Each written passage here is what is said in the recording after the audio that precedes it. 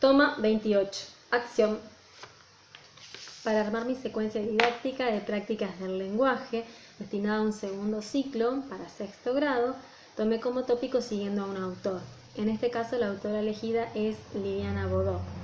Bueno, se plantea un trabajo sistemático entre la lectura, la comprensión lectora, la escritura, la oralidad y una reflexión sobre la lengua, ya que prácticas del lenguaje son justamente esta interacción social, estas formas de relacionarse socialmente que se llevan a cabo a partir del lenguaje, que están insertas o inmersas, enmarcadas en el diseño curricular de la provincia de Buenos Aires. La finalidad de enseñar prácticas del lenguaje es insertar a los alumnos o hacerlos tomar participación en aquellas situaciones que los conviertan a ellos como lectores y como futuros escritores. Bueno, se propone trabajar los textos de Liliana Bodoc para ver cuáles son las relaciones que hay entre los textos, las variantes y las constantes que existen entre los personajes, las narraciones, los textos. También en esta secuencia se ve reflejado aquello de lo que habla la autora Isabel Soler, los tres momentos de la lectura: la prelectura, la lectura propiamente dicha y la poslectura. La prelectura es aquella que vamos a llevar adelante ambientando el salón, sonorizando, con preguntas disparadoras como por ejemplo: ¿de qué creen que tratará el cuento que vamos a leer o que vamos a trabajar?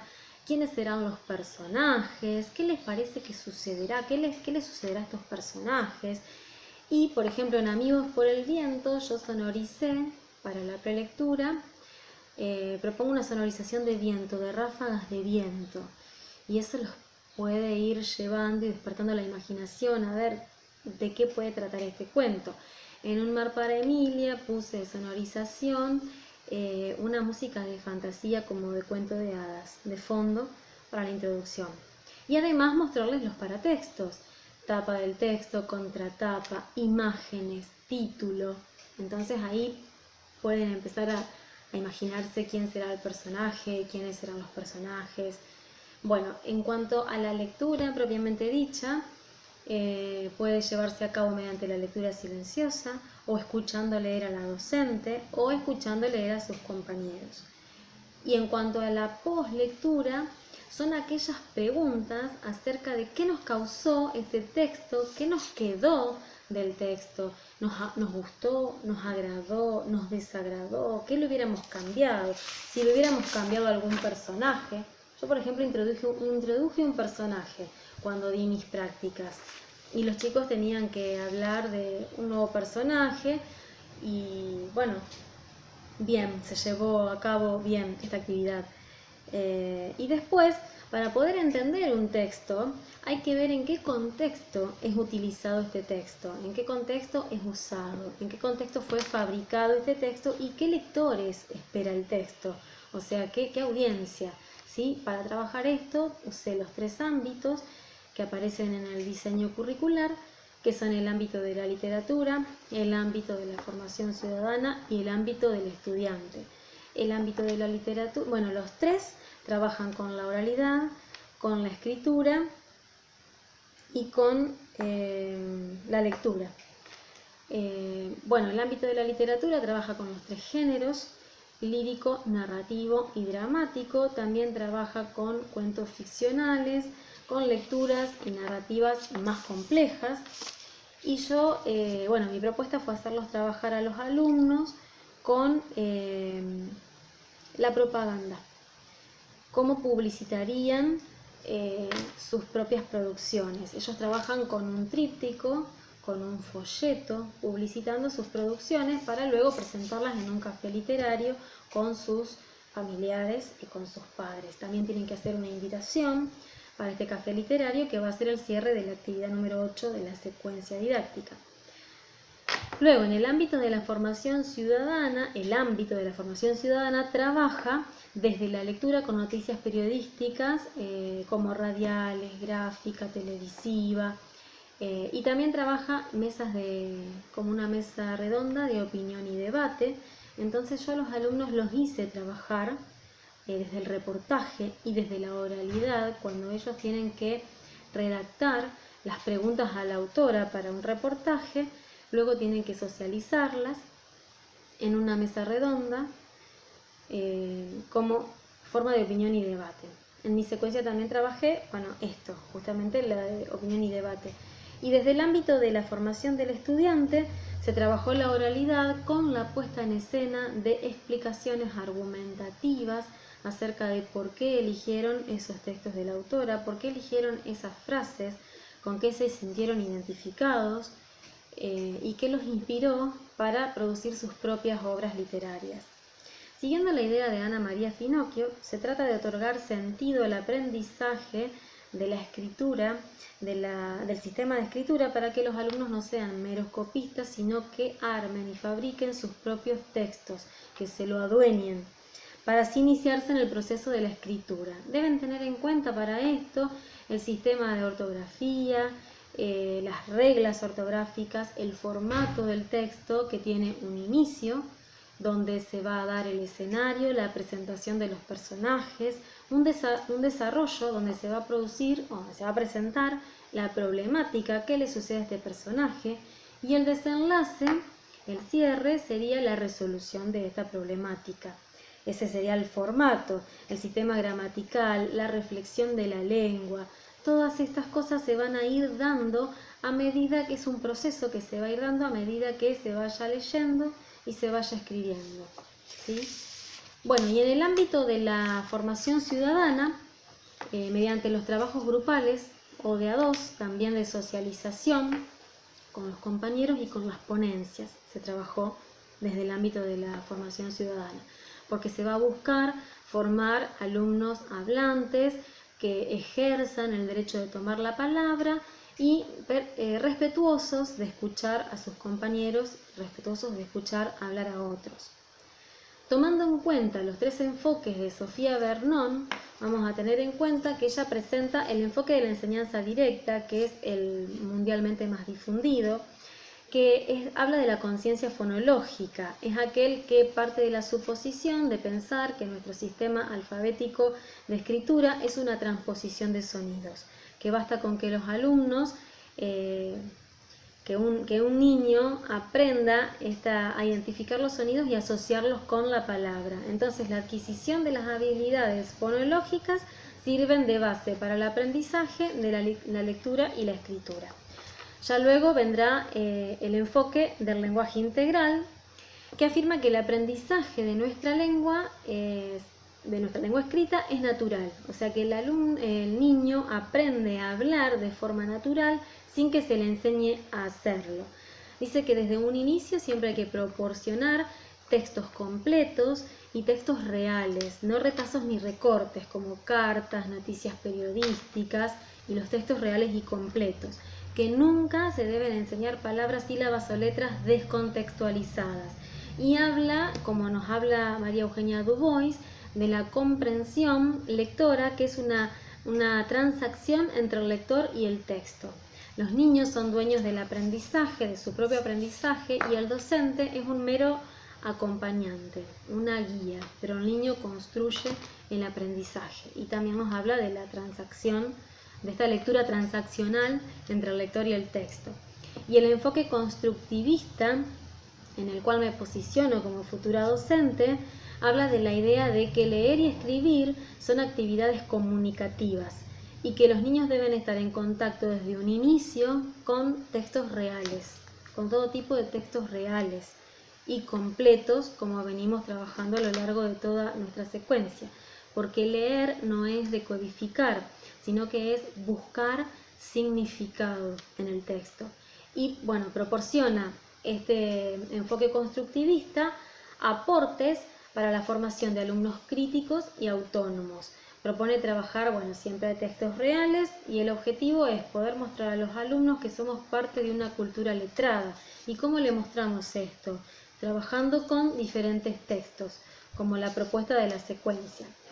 También para llevar a cabo esta secuencia fue necesario posicionarme en el enfoque comunicacional del que habla Marta Marín, el cual es propio del área de prácticas del lenguaje y trabaja con la teoría de la lectura, la teoría de la escritura y la teoría del lenguaje como textualidad. Esto totalmente opuesto y diferente a el conductismo. El conductismo, que era un modelo pedagógico didáctico llevado a cabo a partir de la década de los 60 en adelante, donde se aprendía por repetición y estímulo, donde era una teoría asociacionista. Bueno, todo esto no. O sea, en la actualidad el enfoque de la enseñanza es el comunicacional. O sea que es constructivismo en un sentido amplio, se busca formar alumnos autónomos con pensamiento crítico y es un enfoque en la educación lingüística que se apoya en la teoría de la escritura y la teoría del lenguaje como dos procesos que se van a dar siempre a lo largo de toda nuestra vida. Después también se abordará la lectura como un proceso transaccional, como nos dice María Eugenia Dubois, este proceso transaccional que se da entre el lector y el texto, del que habla el enfoque constructivista también, donde el lector almacena, recopila, recolecta, modifica toda aquella información que va encontrando en el texto, justamente para encontrarle un sentido al texto, y recupera todo tipo de información para hacer una lectura interactiva, para adelantarse, hipotetizar, sacar conjeturas, con todo aquello que el texto le va brindando, toda esa información. Entonces es para interpretar el texto, para llevar a cabo una interpretación del texto por medio de imaginarse, adelantarse, conjeturar, hipotetizar y darle un sentido al texto.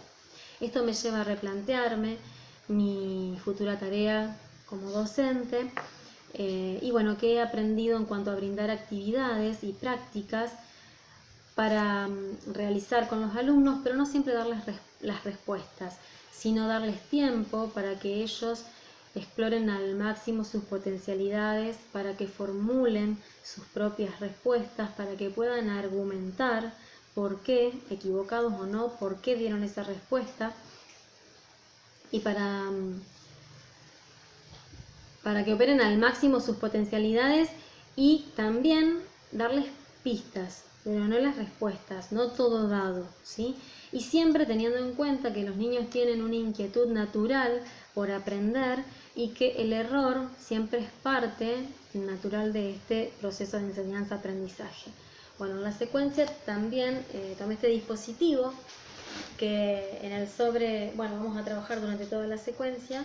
En el sobre número 1 vamos a encontrar la presentación de la autora y cuando se les pide que ellos investiguen sobre la biografía y las obras de la autora, se presenta una imagen de Liliana Bodoc, algunas obras, las que vamos a trabajar, y otras como para que conozcan que no vamos a trabajar, y que se les pide que busquen la biografía de la autora, datos de la autora. En el sobre 2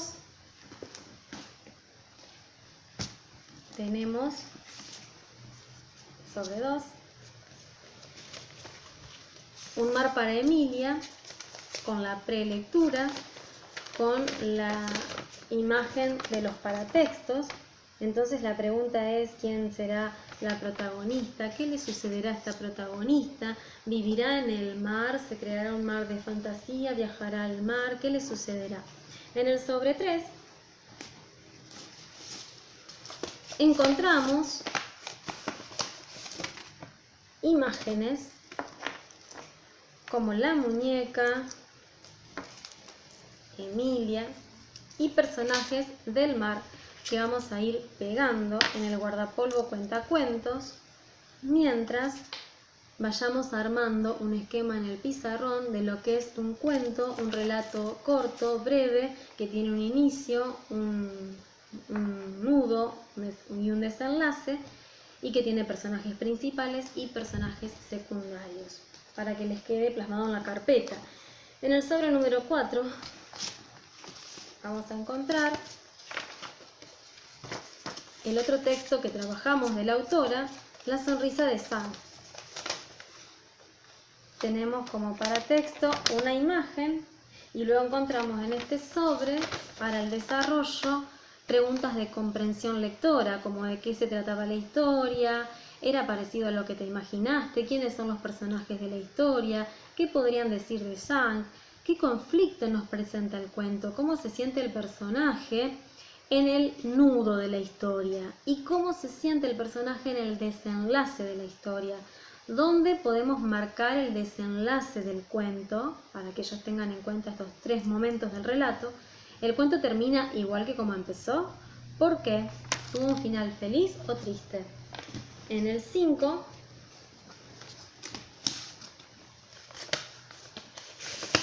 tenemos aquellas frases seleccionadas de la autora, que las voy a pegar en el pizarrón, pero primero salen del sobre, para que ellos puedan elegir y explicar, argumentar por qué se sintieron identificados con algunas de estas frases, si encuentran relación entre las frases de la autora, por qué la autora dice que el relato nos puede eternizar o que la literatura es otra forma de pensarse. O sea, ellos tienen que pensar por qué eligieron estas frases, con qué las relacionarían, por qué se sintieron identificados y argumentar. Y el sobre 6, el último, donde van a encontrar